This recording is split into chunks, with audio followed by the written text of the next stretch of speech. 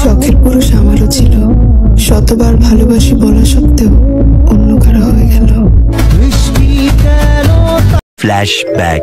ঈদের সময়টা আইলে আমার কলিজার মধ্যে এমনভাবে কামড় দেয়, ঠিক আছে আমি আর মানে কইয়া বোঝানোর মতন না। আগে একটা সময় ছিল আমি ঈদের সময় অন্য একটা জায়গায় যাইতাম, অন্য মানুষের লগে পরিচয় হইতো, বাট এগুলো এখন কিছুই পসিবল না। তারপরও সব আক্ষেপ সব দুঃখ করে পিছনে ফালাইয়া আমি আবারও ছুটতেছি ঈদের উপলক্ষে। তো আসসালামু আলাইকুম, আমি আপনাদের সুন্দর আফা, কেমন আছেন আপনারা সবাই? আশা করতেছি আপনারা সবাই ভালো আছেন যে যার জায়গায়। তো আজকের ভিডিওটা কেরা কোন জায়গা থেকে দেখতেছেন অবশ্যই কমেন্ট করে জানাইতে একদমই ভুলবেন না। তো যেহেতু ঈদের আর বেশি সময় বাকি নাই, আমি ঈদের 2 দিন আগে বাসায় যাওয়ার লেগে প্রস্তুতি নিতেছিলাম। প্রায় 2 মাসের উপর হয়ে গেছে গা আমি বাসায় যাই নাই, বাসার মুখ দেখি নাই, বাসার অনেক মিসও করতেছিলাম। আর ঈদের এমন একটা সময় বাসায় না গেলে তো হয় না।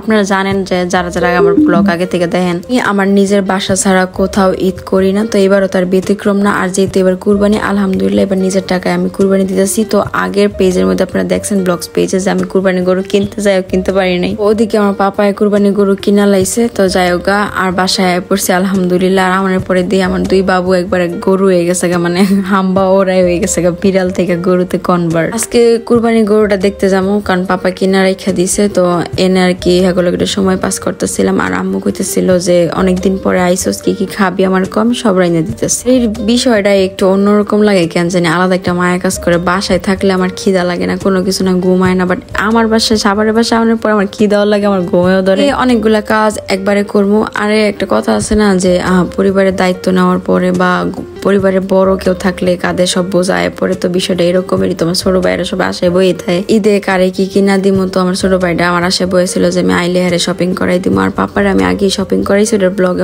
আপলোড দেওয়া হয় না, ইনশাল্লাহ দিয়ে দিমু ঈদের দিন। একদিন বা 2 দিন আগে বাসা থেকে বের হওয়া মানে আপনার পকেটের সব টাকা রাস্তার যত ড্রাইভার আছে সবাইরে দেওয়া, আর জ্যামের মুখে পড়া, এটা তো আছে। বাইরে ভাই এত মানুষ, সবাই সমানে বাইর যাইতেছে, রাস্তাঘাটে গাড়ি তো নাই বললেই চলে, রিক্সা লাগো এত ডিমান্ড ভাই। যে জায়গায় ভাড়া মাত্র 40 টাকা, ওই জায়গার ভাড়া বানাইলে চার 120 টাকা। দিন লিটারালি গরুর মতন, মানে এমন ভাবে ডাকাইতের মতন গলা কাটে ওরা ভাড়া দিয়া বলার বাইরে। কিন্তু কিছু করণের নাই, আপনার যদি যাওয়ার থাকে তো আপনার এই ভাড়া দিয়ে যাইতে হবে, না একটা জানলা অগম্যের কথা, ঠিক আছে। যাই হোক আমি ওদিনকে মনে হয় সে না আসা যাওয়া সবকিছু মিলায় প্রায় আমার 500 টাকার মতন আর কি খালি গেছে আমার যাতায়াত খরচ, যেটা কিনা কখনোই হয় না। তো সে আমার তো কয়েকটা জিনিসে চাওয়ার থাকে, এক হলো প্যান্ট আর এক হলো টি শার্ট। হ্যাঁ এডি বেশি পছন্দ করে, এডি পড়তেই চাই। তো আমার কাছে একটা হাস্যকর জিনিসের আবদার করছিল, এটা লোকের টেডি প্যান্ট। তো আমি কইছি ভুলেও তুমি প্যান্ট ছাড়া থাকবা, তাও আরে আমি এই টেডি প্যান্ট কখনোই কিনা দিব না। তো ওর লেগে কয়েকটা শার্ট চুজ করতেছিলাম, তেমন একটা শার্ট পরতে পছন্দ করে না, পুরো টাইপের, বাট এই চায়না ফ্যাব্রিকের শার্ট গুলো অনেক কমফোর্টেবল, যেহেতু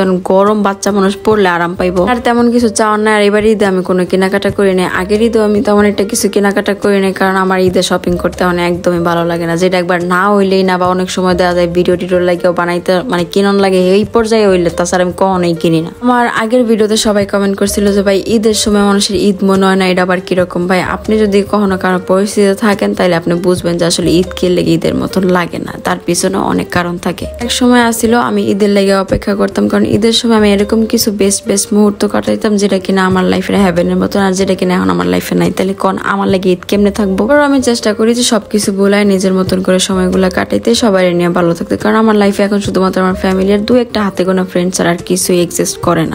এত দুঃখ বিলাসের কথাবার্তা না কই। তো ওই জায়গায় যাওয়ার পরে খরগোশের কয়েকটা শার্ট কিনে দিছি। আর আমার লগে আমার একটা হেল্পিং হ্যান্ড থাকে। আপনারা অনেকে জিজ্ঞেস করেন আপু আপনি কি একেবারে একা থাকেন, তাহলে আপনি ভিডিও কাটা করে দেন। আমার বাসায় থাকার লাগে আমার লগে আমার টুকটাক কাজকর্ম করে দেওয়ার লাগে একটা মানুষ রাখছি, যারা কিনা কোনো সময় ভিডিওর সামনে আনি না, কারণ আমার মনে হয় না এটা আনা খুবই দরকার। জন্য কিছু কেনাকাটা ছিল, ওইগুলো শেষ করে এখন বাসার উদ্দেশ্যে করেন থেকে যায় দেখবো আর কি গরুর। আর বাসায় মাত্র দেখি আমার আম্মু পাগলের মতন হেল্পিং হ্যান্ড লেগেছে, এই ক্লিপ গুলো নিয়েছিলাম, এগুলো সব মাথায় বিন্দু বইরেছে। মাঝে আম্মুর কিছু ব্যবহার আমার কাছে এত ফানি লাগে, এত বাচ্চা মতন লাগে বলার বাইরে। দেখেন কিউট লাগতেছে না, কতগুলো মৌ ক্লিপ মাথার মধ্যে পিন্দা বইরেছে, কয় আমার সুন্দর করে হেয়ার স্টাইল করে দিবি এডি দিয়া। ছোট একটা ভিডিও তো মনে কইছিলাম যে আমরাই মনে হয় লাস্ট জেনারেশন যারা কিনা এরকম ইনোসেন্ট কিছু মা আর বাবা পাইছি। ভবিষ্যতে আমরা যেরকম আঙ্গ পোলাপান ইনোসেন্ট, তো দূরের কথা কি যে পাইবো আল্লাহ মাবুদি জানে। বোনে ড্যাং ড্যাং করে শপিং টপিং কইরা অনেক পরে যেতেছিলাম গরু দেখতে, আর গরুর আমগো হাই স্কুলের মাঠে রাখা হয়েছে। আর আমি আইলে আমার খরগোশ যে এত খুশি হয়, কারণ এমন তেমন একটা আমার পায় না। আমি আইলে